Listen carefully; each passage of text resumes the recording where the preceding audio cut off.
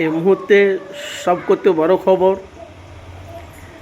আপনারা দেখতে পাচ্ছেন যে রাজনীতি ময়দানে প্রতিদিনই মানুষের কাছে সত্যটা মানুষের কাছে প্রকাশ করি। ক্ষমতা সবসময় মানুষের থাকে না, কারো আজ কারো কাল, কারো কদিন পর। এই মুখ্যমন্ত্রী মমতা ব্যানার্জি বলেছিল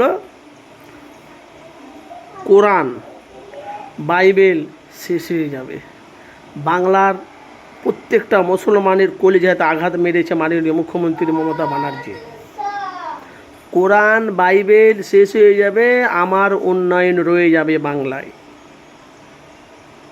তাহলে আজকে সেটা কোথায়? সেটাকে নিয়ে একেবারে বিস্ফোরক মন্তব্য ফিরজাদ আব্বাস সিদ্দিকী ভাইজান, যিনি বাংলার বাঘ, যিনি এক ডাকে কোটি কোটি মানুষ জড়ো হয়, সে আব্বাস সিদ্দিকী বিস্ফোরক মন্তব্য। আপনারা জানেন উনি নবীর গোলাম হকের কথা বলে, ন্যায়ের কথা বলে, সত্যটা মানুষের কাছে প্রকাশ করে। আজকে সে মুখ্যমন্ত্রী মমতা কোথায়? মমতা ব্যানার্জি ওনার প্রকল্প উন্নয়ন ব্যাপক হারে আছে, কিন্তু মমতাকে খারাপ বলা যাবে না। উনি মানুষের জন্য অনেক কিছু করেছে মামাটি মমতা, কিন্তু তার কর্মীরা, তার দুর্নীতিরা, যার দলে যারা দুর্নীতিরা ছিল, বোমাবাজ, গুন্ডাবাজ, তোলাবাজ যারা ছিল, আজকে তারা আজকে বিজেপির সরকারকে, বাংলার মানুষ ভোট দিয়ে বিজেপির সরকারকে বাংলায় এনে একে একে সব তৃণমূলের দুর্নীতি যারা ছিল তাদেরকে একে একে ছাঁটাই করছে। এটা বাস্তব ভাই। হকের কথা বলতে হবে, ন্যায়ের কথা বলতে হবে, মানুষের কথা বলতে হবে, মানুষের পাশে থাকতে হবে। এই যে এতদিন যে 15 বছর মুখ্যমন্ত্রী মমতা ব্যানার্জি বাংলায়, উনি আমাদের অভিভাবক, যাকে বলে সিএম ছিলেন।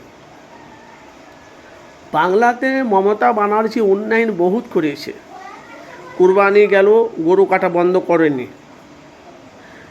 রেলওয়ে স্টেশনে, আশেপাশে, বাসস্ট্যান্ডে, রাস্তাঘাটে অনেক মানুষে তারা হকে এনে তাদের দোকান ছিল, তাদেরকে উচ্ছেদ করেছে বিজেপি সরকার, কিন্তু মমতা করেনি।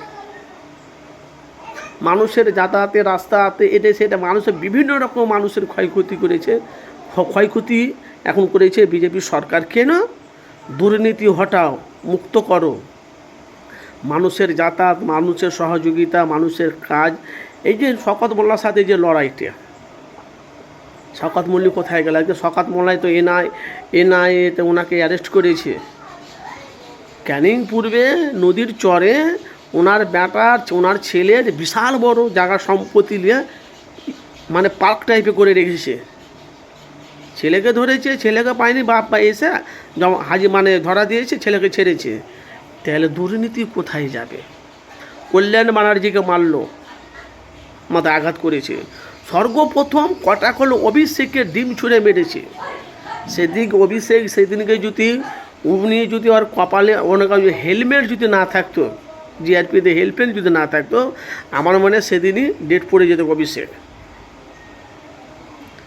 বাংলাতে ভাই বিজেপি সরকার এসেছে খুব ভালো, একে একে ছাঁটাই করছে, একে একে বিজেপি সরকার এসে একে একে ছাঁটাই করছে। লক্ষ্মী ভাণ্ডার, তো লক্ষ্মী ভাণ্ডার তো মেয়েরা পায়, ছেলেরা আবার লক্ষ্মী ভাণ্ডার কোথায় পায়? কিন্তু হ্যাঁ, ছেলেরাও লক্ষ্মী ভাণ্ডার পায়। যে ছেলেরা লক্ষ্মীর ভাণ্ডার পেয়েছে তাদের ডিটেল নিয়ে, সমস্ত নিয়ে তাদেরকে অ্যারেস্ট করছে। আমাদের পশ্চিমবাংলাতে বেশিরভাগ মুর্শিদাবাদে ধরা পড়েছে, হুগলিতে, হাওড়াতে, কলকাতাতে, বর্ধমানে, 24 পরগনায়, ভাঙড়, ক্যানিংয়ে, বিভিন্ন জায়গাতে ছেলে হয়ে তারা মেয়েদের নাম লিখিয়ে তারা লক্ষ্মী ভাণ্ডার নিয়েছে। মমতার উন্নয়ন, বেকার ভাতা 1,500 টাকা করে তাদের কাছে একে একে লকআপে ভরছে আমাদের মাননীয় মুখ্যমন্ত্রী শুভেন্দু অধিকারী। তো ভাইজান, গরম সবারই চলে না। এই যে ভাঙড় দিয়ে নওশাদকে কতবার নওশাদকে আক্রমণ করেছে, কিন্তু নওশাদ পীর পরিবারের সন্তান। উনি রাজনীতি ময়দানে নেমেছে, মানুষের দিয়ে কথা বলার জন্য রাজনীতি ময়দানে নেমেছে। সত্যটা মানুষ, আজ মমতার ক্ষমতা কোথায় গেল? আমরা জানি ভোট 2026-এ বিধানসভা ভোট কিন্তু হেরফের হয়েছে, কিন্তু এবারকার বাংলার মানুষ, অনেক মানুষ, হিন্দুরা অনেক, তারা বিজেপিকে ভোট দিয়েছে। এবারকার ভাই বলা বলি কথা, যে এতটি যে তৃণমূলের যে কর্মীরা ছিল, বিধায়করা ছিল, যারা মিয়া ছিল, যারা আরও সব বিভিন্ন যারা পদে যারা ছিল সংসদ ছিল তারা পদত্যাগ করে দিয়েছে কেনা ভয়ে ধরতক্তা মার পেরে কোনো কথা হবে না, ধরছে আর মারছে বিজেপিতে। আজকে একে একে সব শওকত মোল্লাকে অ্যারেস্ট করেছে 14 দিনে, ওনাকে এতে নিয়েছে, হেফাজতে নিয়েছে।